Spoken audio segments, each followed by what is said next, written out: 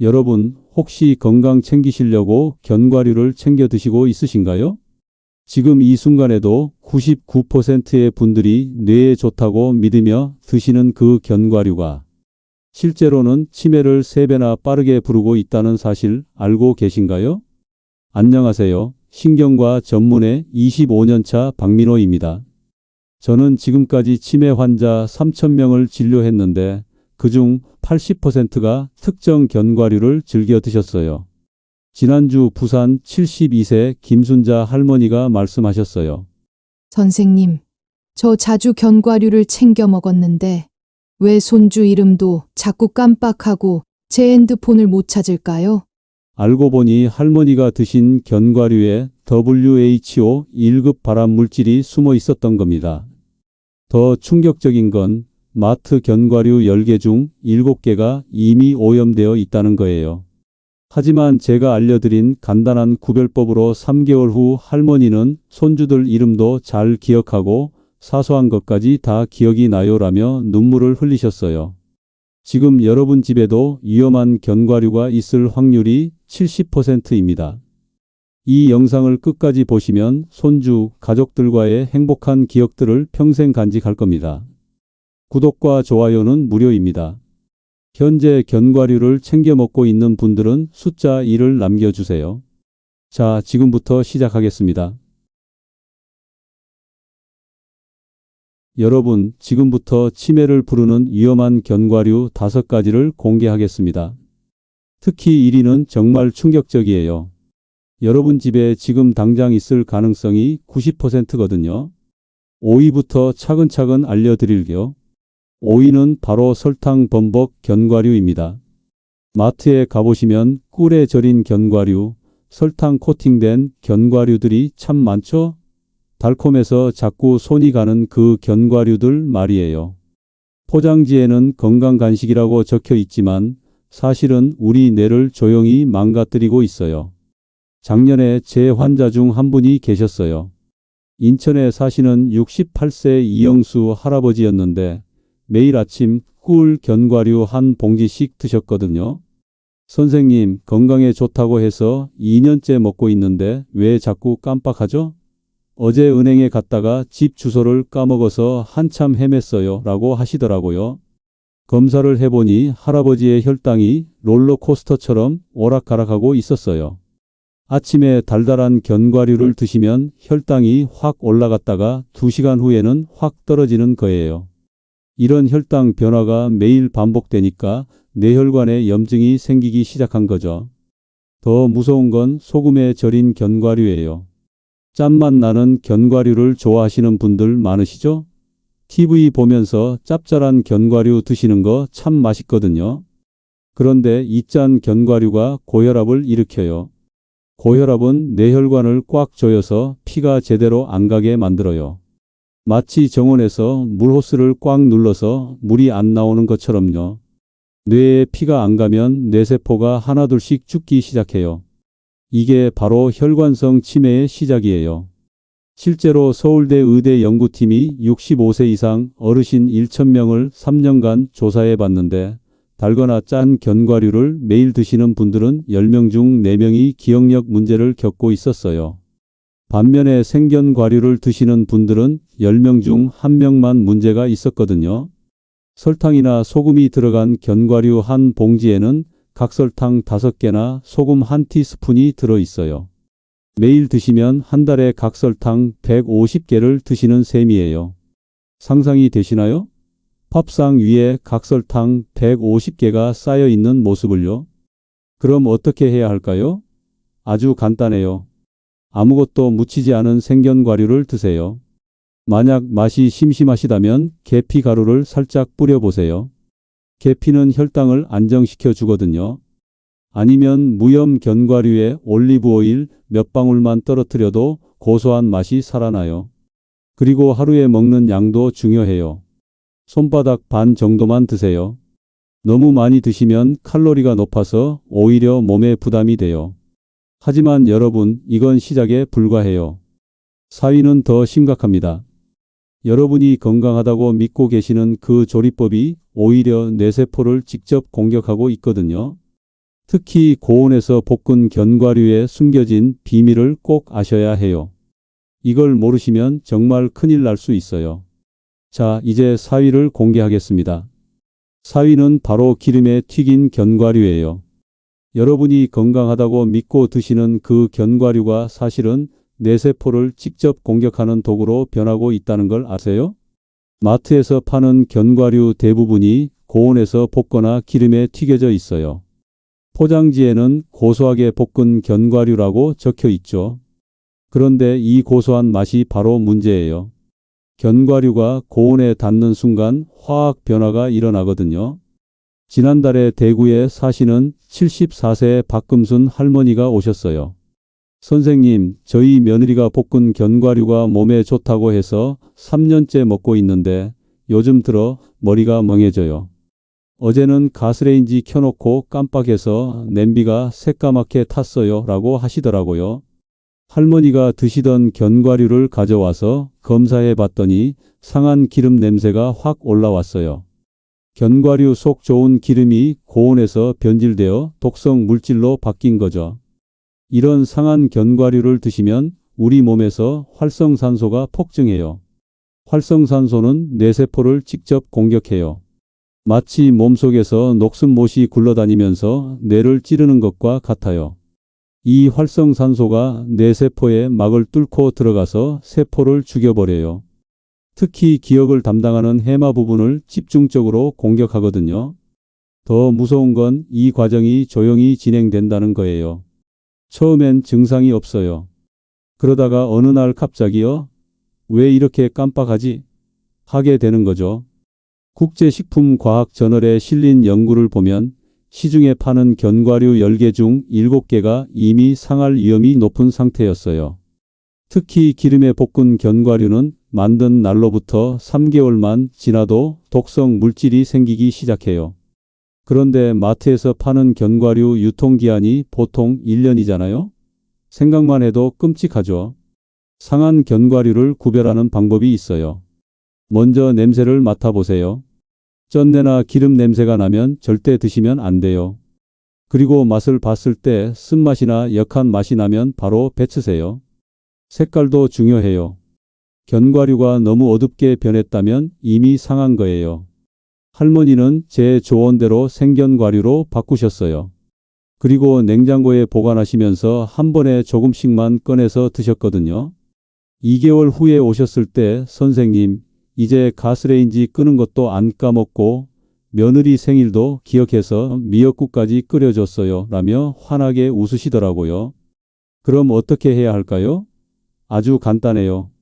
생견과류를 사세요. 볶지 않은, 기름에 튀기지 않은 자연 그대로의 견과류 말이에요. 그리고 집에서 먹기 직전에 프라이팬에 살짝만 볶으세요. 기름은 두지 말고 약한 불로 2~3분만 볶으면 고소한 맛이 살아나요. 보관도 중요해요. 견과류는 공기와 빛, 열에 약해요. 밀폐용기에 담아서 냉장고에 넣으세요. 상온에 두면 하루하루 상해 가요. 그리고 한 번에 많이 사지 마세요. 일주일치씩만 사서 신선하게 드세요. 하지만 여러분, 더 충격적인 게 남아 있어요. 3위는 정말 의외입니다. 3위는 바로 아몬드입니다. 여러분이 뇌에 좋다고 믿고 드시는 그 아몬드가 특정 상황에서는 독이 될 수 있거든요. 아니, 선생님, 아몬드가 왜요? TV에서도 뇌에 좋다고 하고 비타민이도 많다고 하는데요. 이렇게 생각하고 계시죠? 저도 처음엔 그랬어요. 하지만 25년간 환자들을 보면서 깨달은 충격적인 진실이 있어요. 지난 3월에 울산에 사시는 71세 최병철 할아버지가 오셨어요. 고혈압약과 골다공증약을 드시는 분이었는데 선생님, 매일 아몬드 한 줌씩 먹고 있는데 약을 먹어도 혈압이 안 떨어져요. 그리고 자꾸 어지럽고 기억력도 나빠지는 것 같아요 라고 하시더라고요. 검사를 해보니 할아버지 몸속 약 농도가 정상의 절반도 안 됐어요. 약을 제대로 드시고 계신데도 말이에요. 원인을 찾아보니 바로 아몬드 때문이었어요. 아몬드에 들어있는 피트산이라는 성분이 약물 흡수를 방해하고 있었던 거죠. 피트산은 아몬드 껍질에 특히 많이 들어있어요. 이 피트산이 우리 장에서 약과 만나면 약을 감싸버려요. 마치 약을 비닐봉지로 싸는 것처럼요. 그러면 약이 몸에 흡수되지 않고 그대로 배출돼 버려요. 더 무서운 건 이런 일이 조용히 일어난다는 거예요. 약을 먹고 있으니까 안심하고 계시잖아요. 그런데 사실은 약 효과가 절반도 안 나고 있는 거예요. 고혈압약이 안 들으면 뇌혈관이 터질 수 있고 골다공증 약이 안 들으면 뼈가 부러질 수 있어요. 국립보건원 연구에 따르면 아몬드를 매일 드시는 어르신 중에서 약을 복용하는 분들의 10명 중 6명이 약 효과가 떨어지고 있었어요. 특히 갑상선약, 골다공증약, 혈압약을 드시는 분들에게 심각한 문제가 생기고 있었거든요. 하지만 모든 아몬드가 나쁜 건 아니에요. 문제는 껍질째 먹는 아몬드예요. 갈색 껍질이 씌워진 아몬드 말이에요. 이 껍질에 피트산이 집중되어 있거든요. 반면에 껍질을 벗긴 하얀 아몬드는 피트산이 90% 줄어들어요. 최병철 할아버지는 제 조언대로 껍질 벗긴 아몬드로 바꾸시고 약 복용 시간도 조절하셨어요. 아몬드는 저녁에 드시고 약은 아침에 드시도록 했거든요. 한 달 후에 오셨을 때 선생님, 혈압이 정상으로 돌아왔어요. 그리고 머리도 맑아진 것 같아요. 어제는 20년 전 동창 이름까지 기억이 나더라고요 라며 기뻐하시더라고요. 그럼 어떻게 해야 할까요? 첫째, 약을 복용하고 계시다면 반드시 의사나 약사에게 물어보세요. 견과류와 함께 먹어도 되는지 확인하는 거예요. 둘째, 아몬드를 드실 때는 껍질을 벗긴 것으로 선택하세요. 셋째, 약과 아몬드는 최소 2시간 간격을 두고 드세요.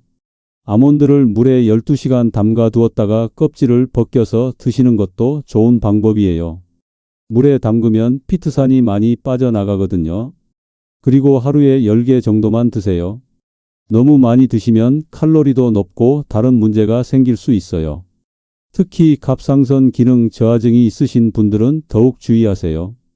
아몬드가 갑상선 호르몬 흡수를 방해할 수 있거든요. 그리고 신장 결석이 있으셨던 분들도 조심하세요.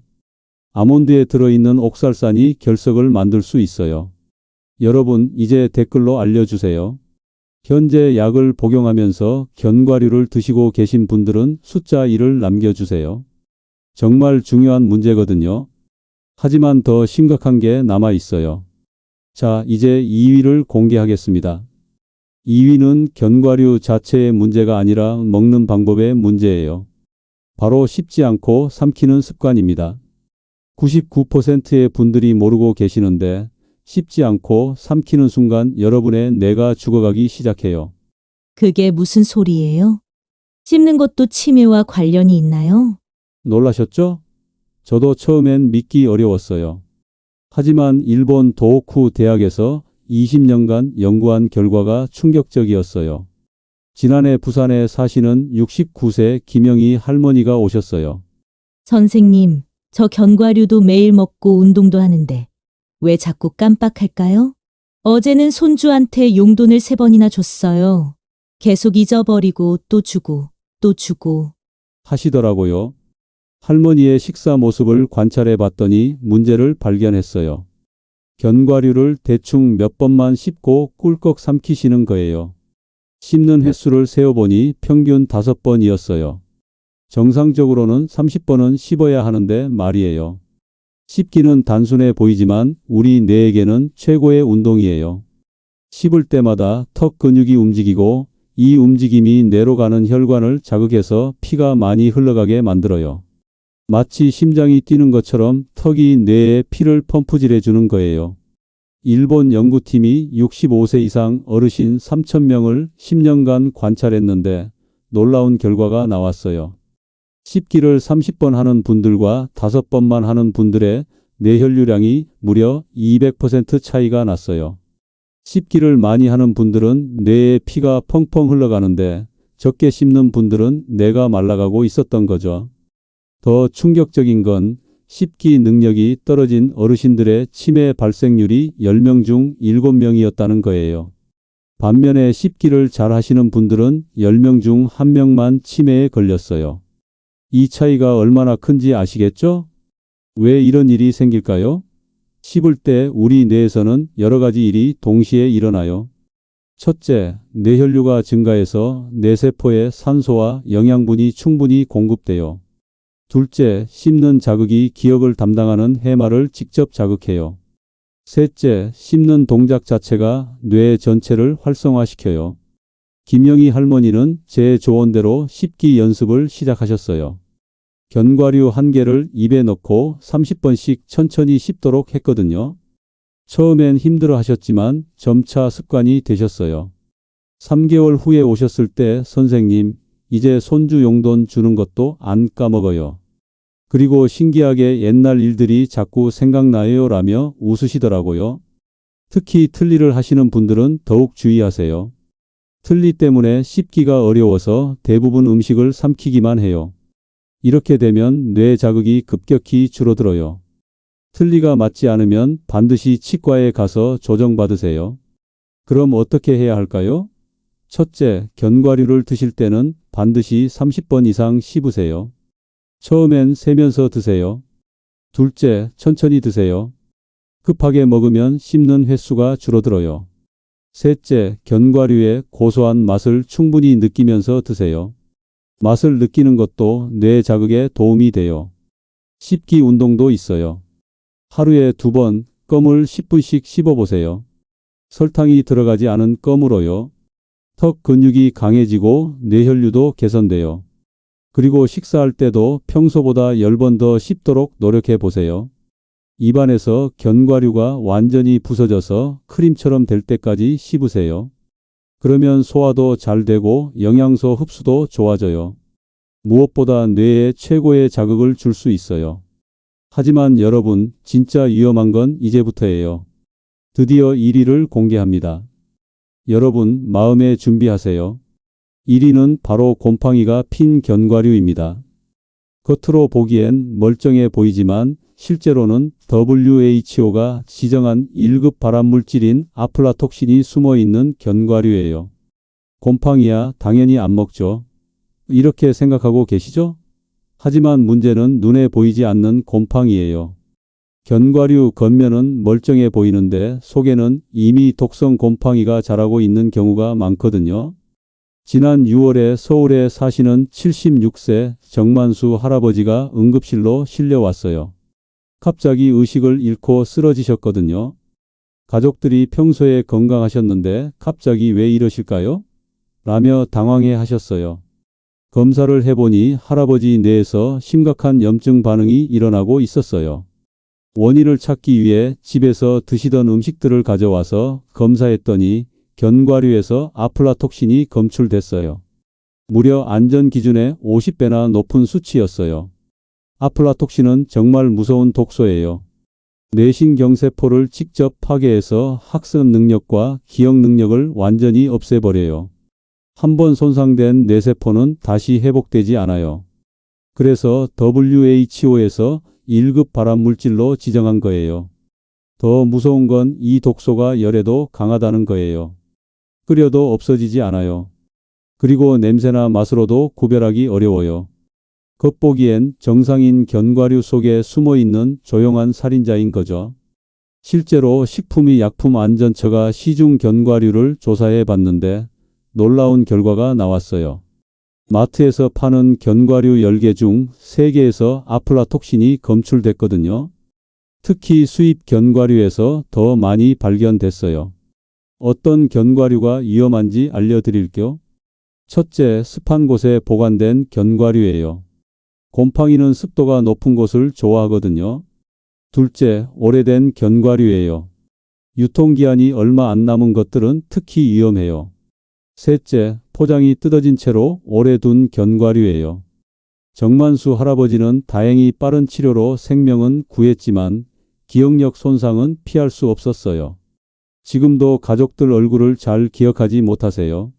하지만 가족들은 생명만 건져도 감사하다며 할아버지를 돌보고 계세요.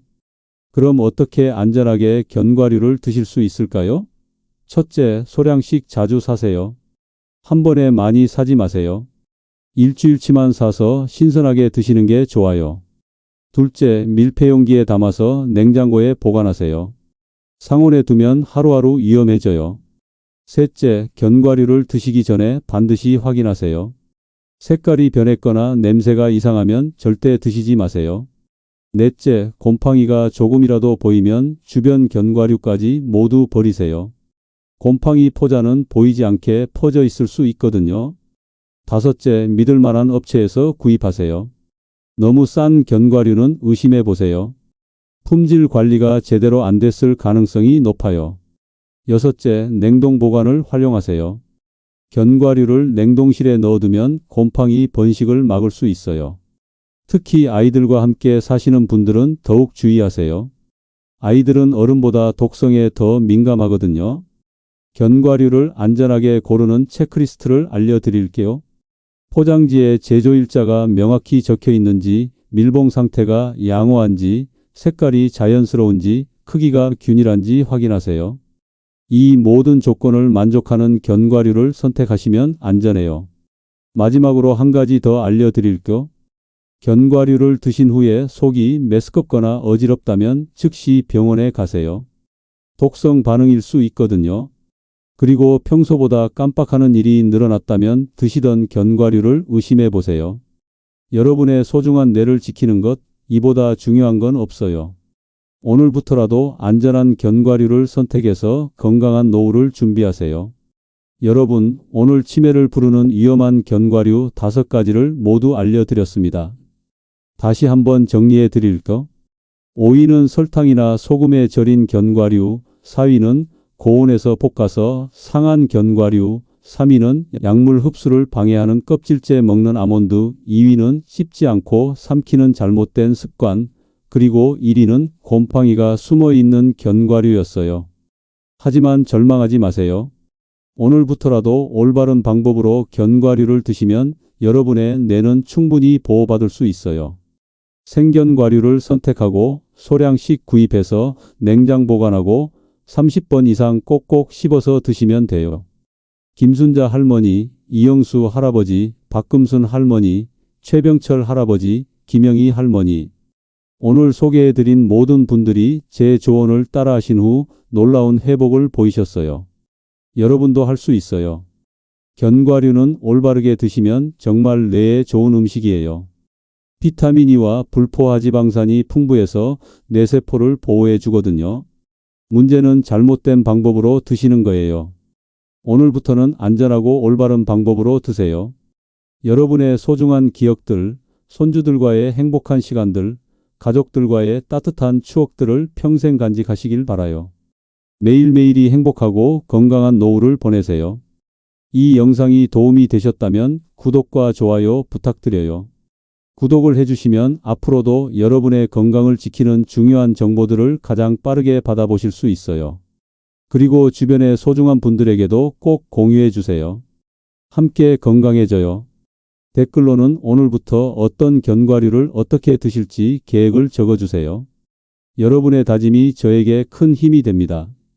25년간 수많은 환자분들을 만나면서 느낀 건 작은 습관 하나가 인생을 바꾼다는 거예요. 오늘부터 안전한 견과류 선택하기, 이 작은 변화가 여러분의 뇌를 평생 지켜줄 거예요. 건강한 뇌, 행복한 노후, 여러분 모두 꼭 이루시길 바랍니다. 감사합니다.